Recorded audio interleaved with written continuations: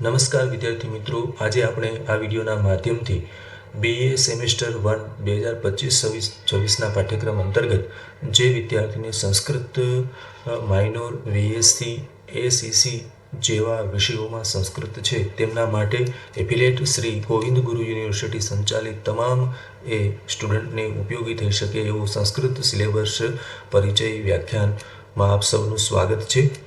સૌપ્રથમ આપણે અભ્યાસક્રમની સામગ્રી જોશું।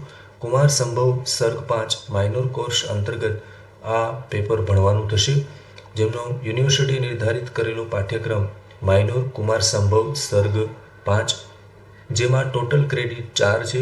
અઠવાડિયાના લેક્ચર 4 હશે। પરીક્ષા પેપરનો સમય 2.5 કલાકનો રહેશે। ટોટલ 100 માર્ક્સનું પેપર હશે, જેમાં પાસ થવા માટે 36 માર્ક્સ પ્રાપ્ત કરવાના રહેશે। કોલેજ કક્ષાએ 50 માર્ક્સની ટેસ્ટ, જેમાં ઓછામાં ઓછા 18 માર્ક્સ, અને યુનિવર્સિટી કક્ષાની પરીક્ષા 50 માર્ક્સની, જેમાં 18 માર્ક્સ પાસ થવાનું રહેશે। આ પ્રકારે સુંદર મજાનું કુમાર સંભવ મહાકાવ્ય આપણા અભ્યાસક્રમમાં છે। એ મહાકવિ કાલિદાસ વિરચિત છે। કાલિદાસ ભારતીય સંસ્કૃત સાહિત્યના સુપ્રસિદ્ધ મહાન કવિ અને નાટ્યકાર હતા। કાલિદાસ સંસ્કૃત સાહિત્યના અજોડ અને અમર કવિ હતા। એમની રચનાઓ આજે પણ સાહિત્ય, નાટ્ય અને કાવ્ય રસિકો માટે માર્ગદર્શક રૂપ છે। આપણને ખૂબ આનંદ આવશે આ પાઠ્યક્રમના માધ્યમથી। આ મહાકાવ્ય એ કુલ 17 સર્ગમાં લખાયેલું મહાકાવ્ય છે। કુમાર સંભવમાં મહાકવિ કાલિદાસે અત્યંત કલાપૂર્ણ અને ભાવસભર રીતે આ કૃતિની રચના કરી છે, જેમાં હિમાલય પુત્રી પાર્વતી શિવને પતિ રૂપે મેળવવા માટે તપસ્યા કરે છે।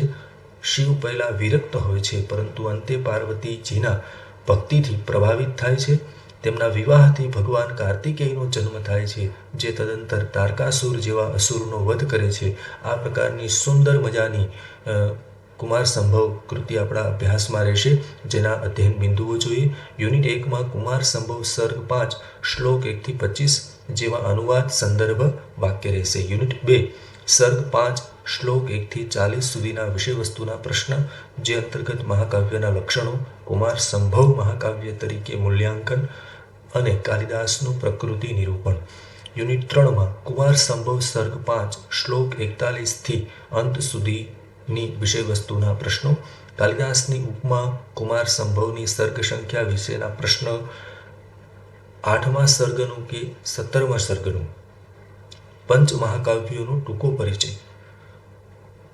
યુનિટ 4 અંતર્ગત કાલિદાસનું જીવન, કાલિદાસનો સમય, કાલિદાસની કૃતિઓ, કુમાર સંભવ શીર્ષક, કાલિદાસની કાવ્યશૈલી, આ પ્રકારના અધ્યયનથી કુમાર સંભવ સર્ગ 5 આપણે ભણવાનો થશે।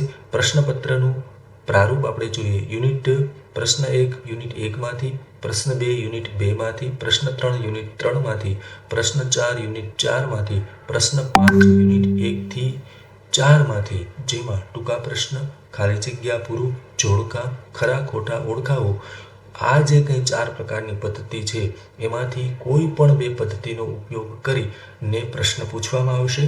5મો પ્રશ્ન અ અને બ એમ 2 સ્વરૂપમાં વિભાજિત થયેલો હશે। શ્લોકોનો અનુવાદ માત્ર પહેલા પ્રશ્નમાં જ અપેક્ષિત છે, એટલે પ્રશ્ન 1 યુનિટ 1 અંતર્ગત જે આપણો પાઠ્યક્રમ છે એ અંતર્ગત જ આપને અનુવાદ પૂછાવામાં આવશે।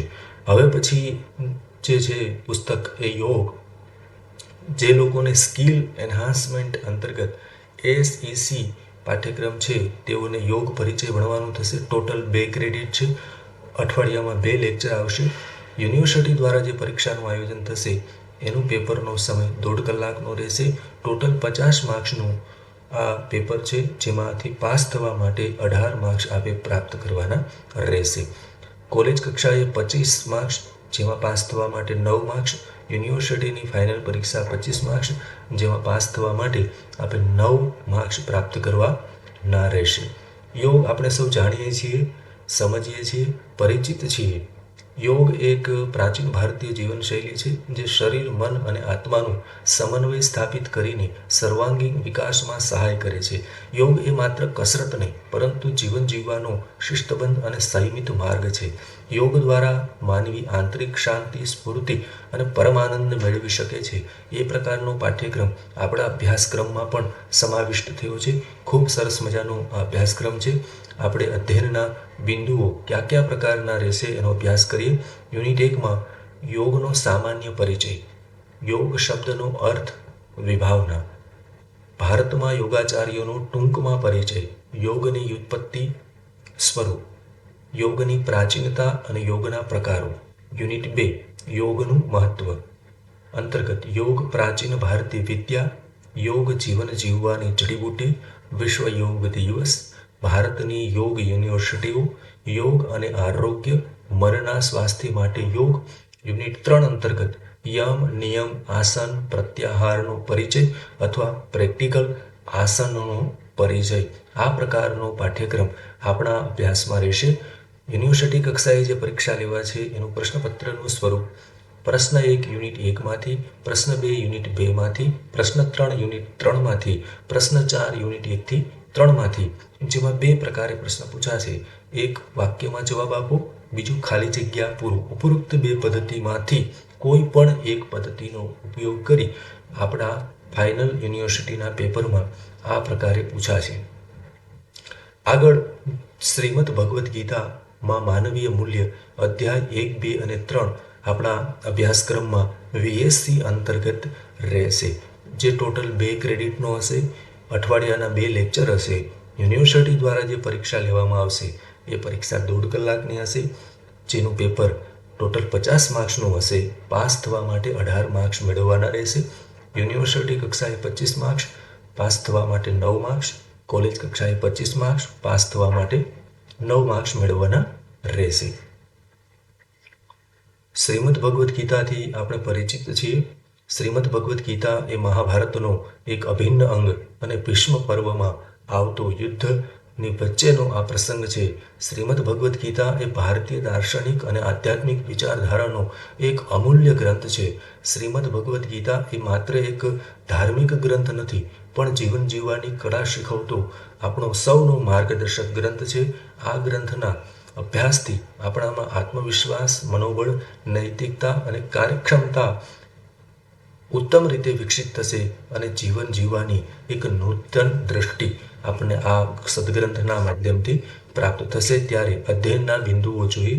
યુનિટ 1માં અધ્યાય 1માં પ્રાપ્ત થતા નૈતિક મૂલ્યો, શ્રીમદ ભગવદ્ ગીતા પરિચય, મૂળ સ્ત્રોત અને શીર્ષક જેવા બિંદુનો અભ્યાસ થશે.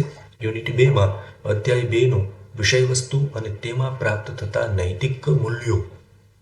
યુનિટ 3 અધ્યાય 3નું સર્વાંગી મૂલ્યાંકન અને નૈતિક મૂલ્યો. ગીતામાં જીવન જીવવાની કળા અને ગીતાનો પ્રધાન ઉપદેશ જેવા બિંદુને આવરી અભ્યાસ રહેશે. યુનિવર્સિટી કક્ષાએ પ્રશ્નપત્રનું પ્રારૂપ આ પ્રમાણે રહેશે. પ્રશ્ન 1 યુનિટ 1માંથી પૂછાશે, પ્રશ્ન 2 યુનિટ 2માંથી પૂછાશે, પ્રશ્ન 3 યુનિટ 3માંથી પૂછાશે, પ્રશ્ન 4 યુનિટ 1થી 3માં જેમ એક વાક્યના પ્રશ્ન પૂછાશે, બીજું ખાલી જગ્યા પૂરો. આ ઉપરોક્ત 2 પદ્ધતિમાંથી કોઈ એક પદ્ધતિ એ પ્રશ્ન આપને પૂછવામાં આવશે. આ પ્રકારે સમગ્ર લક્ષી માળખું રહેશે. આપ સૌનો ખૂબ ખૂબ ધન્યવાદ.